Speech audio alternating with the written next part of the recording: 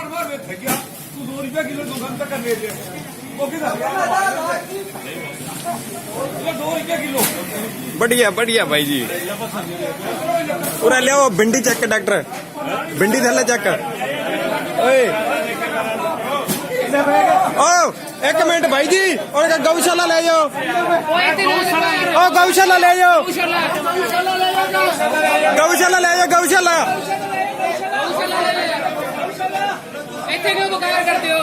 ओए ला अपने लिबाब लाओ एक एक 4